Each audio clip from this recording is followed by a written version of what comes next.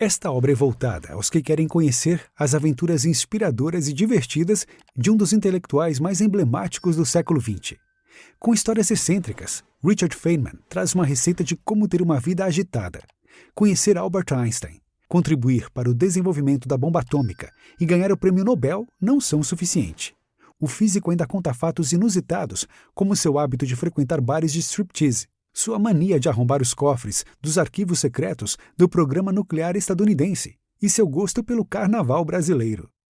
Richard Feynman foi um físico teórico vencedor do prêmio Nobel por seu trabalho na eletrodinâmica quântica e um dos responsáveis por ajudar a desenvolver o Projeto Manhattan em Los Alamos. O autor também se mostra como irreverente e apaixonado pelo conhecimento, em suas mais diversas formas, aprendendo sobre música, desenho, línguas e até hieróglifos maias. Pronto para passar os próximos 12 minutos conhecendo os fatos mais inusitados de um célebre físico? Então, vamos lá! De Far Rockaway ao MIT.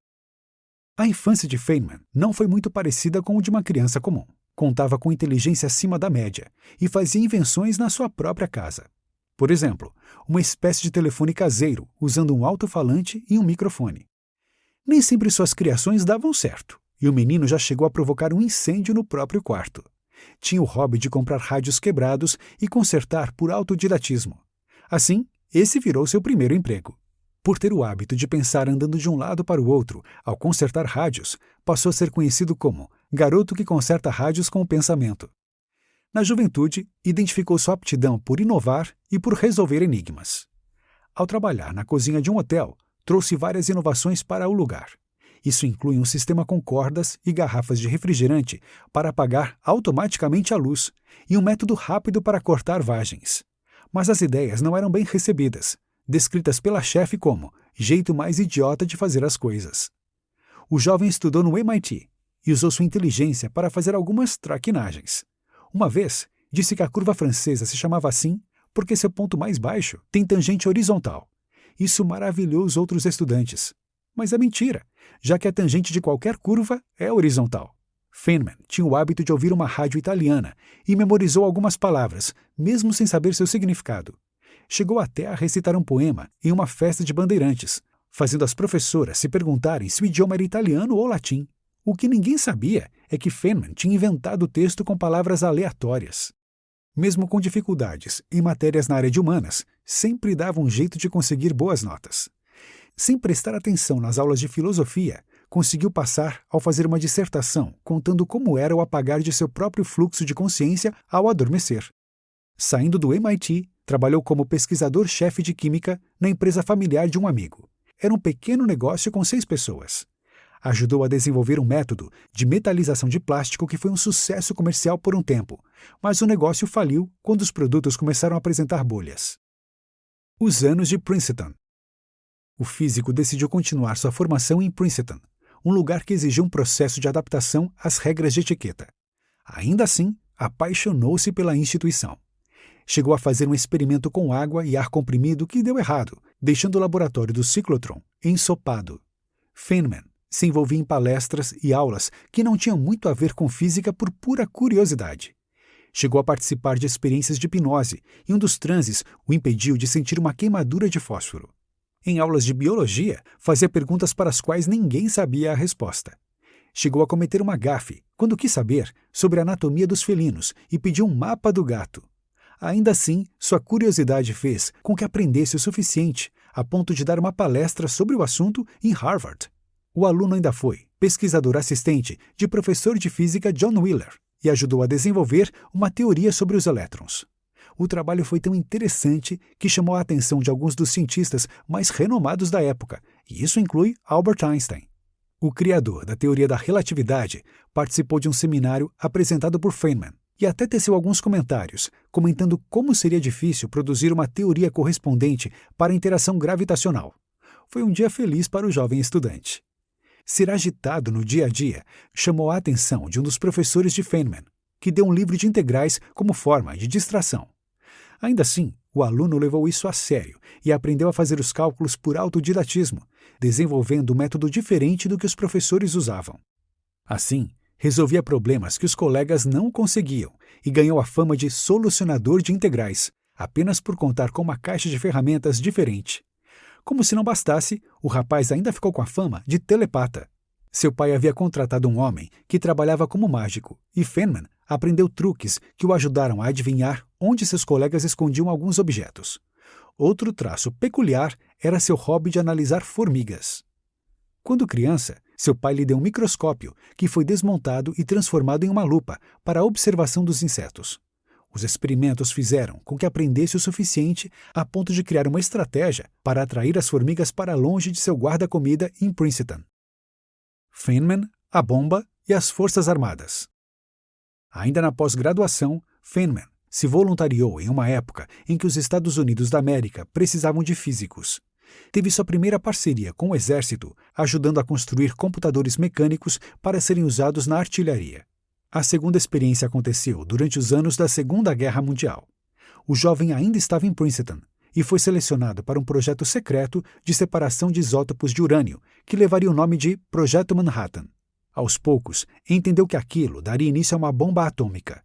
Era uma corrida contra o tempo, já que os estadunidenses tinham medo de a Alemanha de Hitler desenvolver e usar um projeto similar antes dos aliados, ganhando poder de destruição em massa. Alguns anos depois, já casado e pós-graduado, Feynman se mudou para o laboratório de Los Alamos. Lá, conheceu alguns dos maiores físicos da época, nomes que só havia lido em revistas científicas. Aos poucos, foi ganhando responsabilidades. Liderou a reforma de uma usina nuclear e gerenciou uma equipe de engenheiros responsáveis por calcular os parâmetros da bomba. Um de seus hobbies era estudar fechaduras e abrir cofres. Usava chaves de fenda ou descobria a combinação ouvindo os cliques durante a abertura das portas. Era obcecado pelo assunto e tinha o hábito de abrir os arquivos secretos da bomba atômica apenas para provar que não eram seguros. A fama se espalhou e sempre que alguém esquecia uma combinação, chamava Feynman para resolver o problema. O físico ainda passou por um período difícil quando sua esposa teve tuberculose e acabou morrendo. Teve que ir às pressas ao hospital e usou o carro de um colega chamado Klaus Fuchs. Depois, Fuchs seria descoberto como um espião que revelaria informações à União Soviética. Após a conclusão da bomba, Feynman sentiu remorso.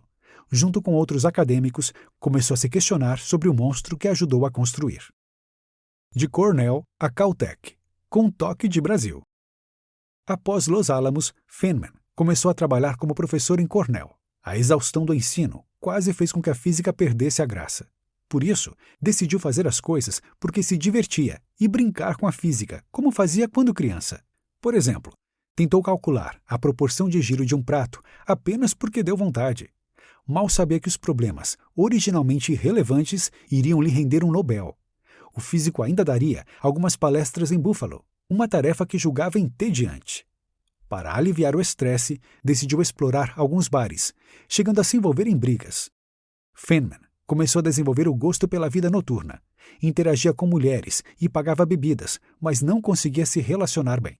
Por isso, decidiu seguir o conselho polêmico do mestre de cerimônias de um dos bares: não ser cavalheiro, não pagar nada e ser até um pouco rude. A nova técnica deu certo e Feynman seduziu algumas garotas. Ainda assim, não seguiu com o comportamento por achar que não correspondia com sua índole. O físico viajou para o Brasil para dar algumas aulas na UFRJ e chegou a participar de um grupo de samba, aprendendo a tocar frigideira. Até ganhou um concurso de bandas de praia no carnaval. Após algumas aulas, percebeu como o sistema educacional brasileiro era deficitário. Os alunos eram treinados para memorizar informações e passar em exames, mas não sabiam o que cada coisa significava. Os melhores estudantes da universidade eram estrangeiros, com educação de outros países. Alguns confessaram que eram repreendidos pelos colegas quando faziam perguntas, e essa era a razão pela qual ficavam com dúvidas. Em uma palestra para vários acadêmicos brasileiros importantes, Feynman fez duras críticas ao sistema falido e provocou uma boa dose de reflexão.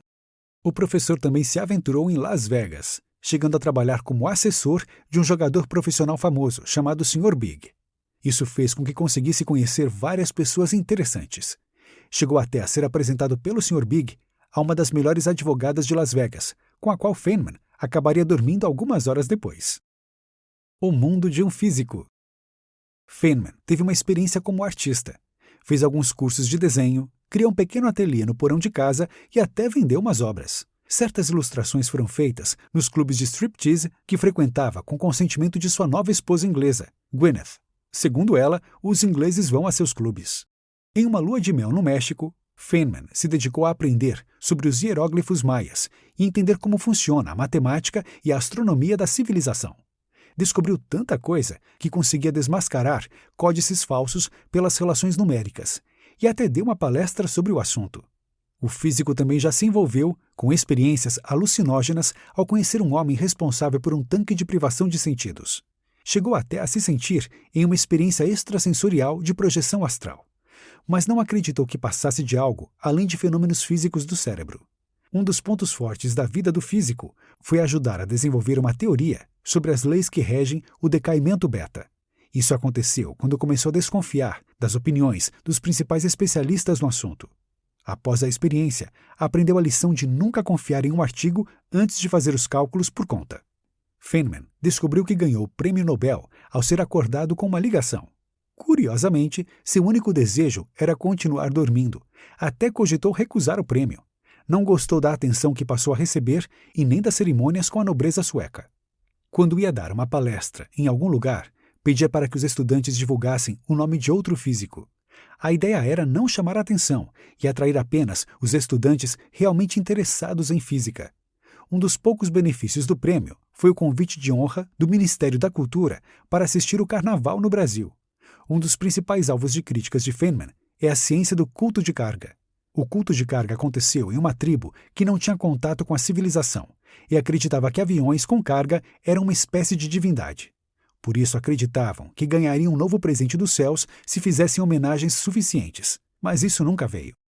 Feynman usa a história como analogia para experimentos pseudocientíficos que se assemelham a um culto. Isso porque é uma série de pesquisas que nunca chegam a lugar algum, como as usadas para melhorar o comportamento dos criminosos na prisão ou a performance de alunos na escola. Nunca há resultados concretos. Para Feynman, isso pode ser explicado pela falta de integridade científica.